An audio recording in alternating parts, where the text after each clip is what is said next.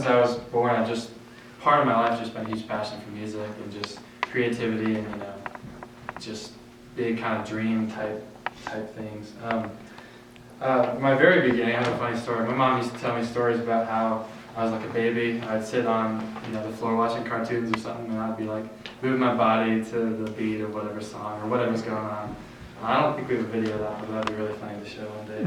So that's just a really crazy thing. That's like now I'm a drummer and I build drums, and it's just like it ties in so well. I started out playing piano for about 7 or 8 years, and I liked it, and I always liked music and just learning something new and playing something new. But something at piano, it was more of a burden for me. I didn't like to just. It wasn't as much like substance for me. I wanted something more physical, something where I could like feel more. And I had that picture. Most music's not to hear, it's to feel. And I just really thought that applied well because, obviously with all music you feel and you hear and you listen. But with drums, for me personally, it makes me feel a lot like I have a bigger voice when I play drums, and I have a bigger, almost potential when I play drums. There's more for me to do almost. And especially being able to like hit something, I can like really feel it and change the whole feel based on how you hit something or how ways you play. So that's just really changed my outlook on music from moving from the piano from drums in junior high. So I played for 7 years, like I said, and I switched to drums, and I bought my first drum set there. I think 12 or 13 years old. It's a Mapex 6-piece. All the pieces aren't there, but Horizon kit, and that's just a standard drum set, and that's what I started on. And I like to use that set now to like tune it weird and compare it to these higher quality drums and use it for like side pieces or something and just make cool designs out of them. And just kind of like an art project more now than an instrument. So I'm just really grateful to take this year to just be able to take a year to fuel my passion for this and like change just so much about my growth as a musician and my outlook on life through music, which is really cool.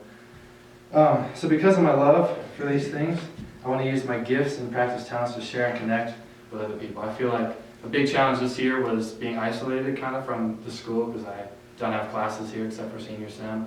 So for a long time I was just doing my own thing, building drums or playing drums or something like that. So I want to use these talents and these passions that I've kind of acquired over this year to just connect with people and really build relationships. And I think I can do that in the future a lot more, especially with a project like this. There's a lot to talk about in a way if people are interested. So I really want to kind of step out of my comfort zone and be more of an extroverted person when it comes to this. And I think it's so easy for me to do this now. And I just realized how rich friendships and social life is outside of academic school. Not being here is just a big change in social habits, and I just really realized that. So I realized there's a lot of unhappiness in the world, and lots of people maybe don't feel like they have a voice, or they feel isolated, or they don't know what their purpose is. And I think I struggle with that a lot. I still struggle with that. I think everyone does when they don't feel, like they have a voice or like they fit in almost. But maybe they think differently or act differently or look differently. And I think pursuing music, I can start to understand how I can help people in a way, which could just be building a relationship, which is, I think, really valuable and important. And I've started to do that this year and realize how seamlessly easy it is for me to do that through these passions. I think earlier on, people aren't taught to put labels on themselves, like it's a bad thing to have a label, like you're that kid or this person. But I think, in a way, labels are really important to have to help you self-identify yourself and discover who you are and find your purpose, ultimately. And I think, like, for example, like I'm a musician, or I like this, or I like drums, or I like this certain musical group or something. That can start to point you in the right direction of, it doesn't have to be music related, but for me it is, it can point you in the right direction where you start to understand, like, oh, maybe I can do this for a living, maybe this could be, maybe my dream can kind of come true through pursuing this. And you just start to identify yourself, and it really helps for me with purpose and identifying who I really am. This can be a really long journey, obviously, to find your purpose and your calling. And I'm just glad, God has gifted me with this, or just shown me this avenue to express myself so early on, where I can explore for my future and make a career out of it, which is really important for me.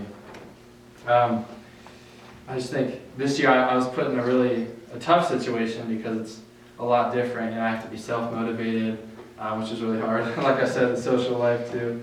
So it was easy for me to fall behind, and now I know that through what I've experienced, I can help other people if they're feeling the same way, and help them understand what purpose could look like for them, or how they can start to identify themselves, which is a big burden, but I think it's really cool.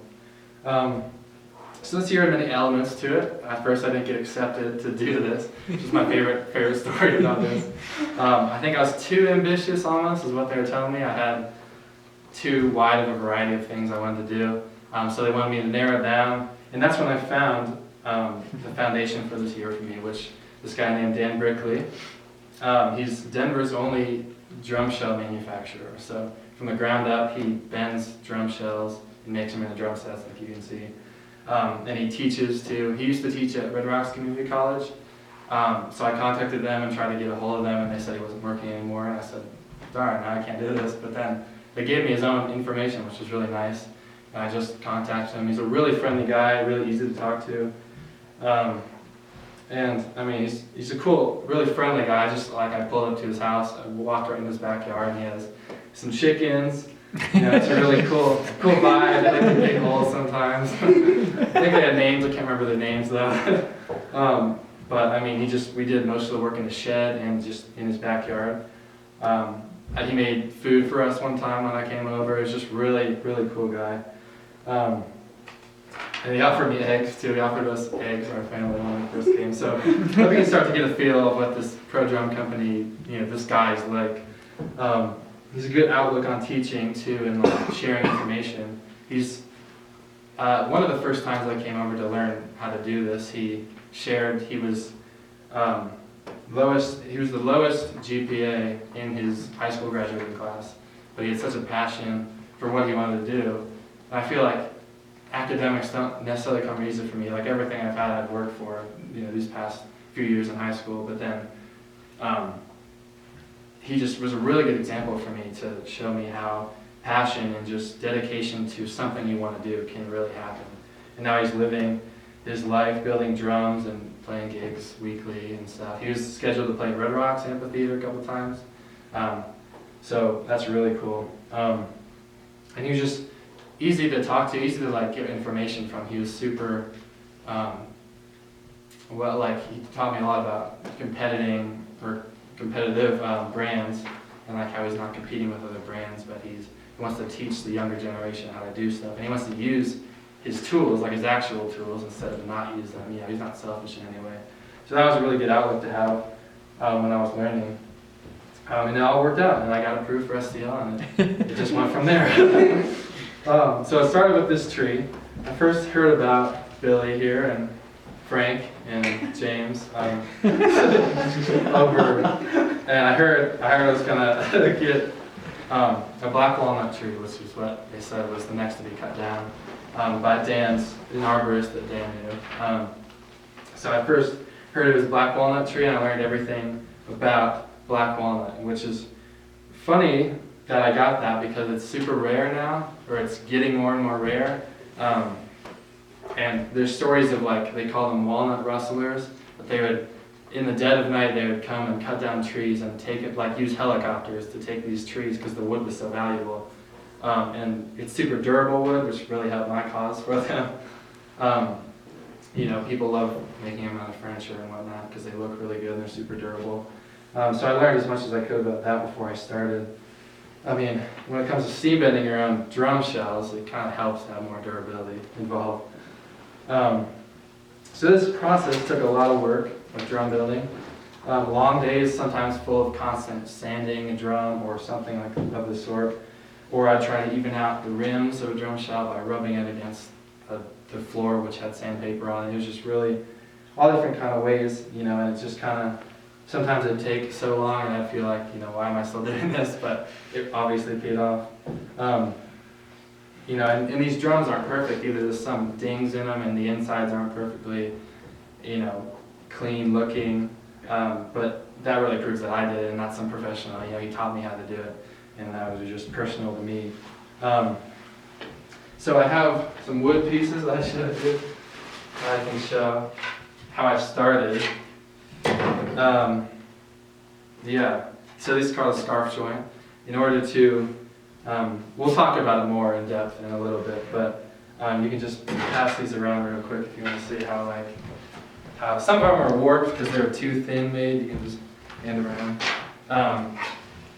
But you can just tell it didn't come easy to me. I had a lot of improvement to go. Yeah, some of it's like, what is that again? It's too thin sometimes and they warp.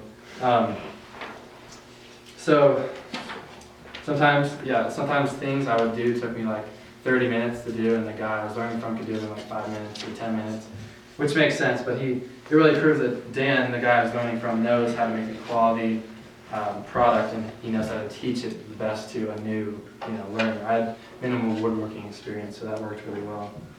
And like I was talking about labels, Dan wasn't the smartest kid when he grew up.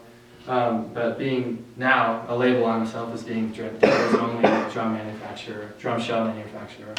So that's a really cool label, and that really stands out from, I think it's more valuable than good academics is what he had, passion, dedication.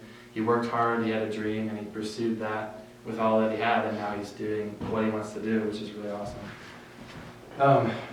So his outlook really prepared me for a future job in this area, and it made me more interested and curious to pursue this for my future.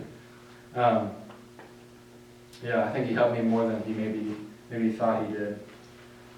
This also, I have these ideas of living less of a practical life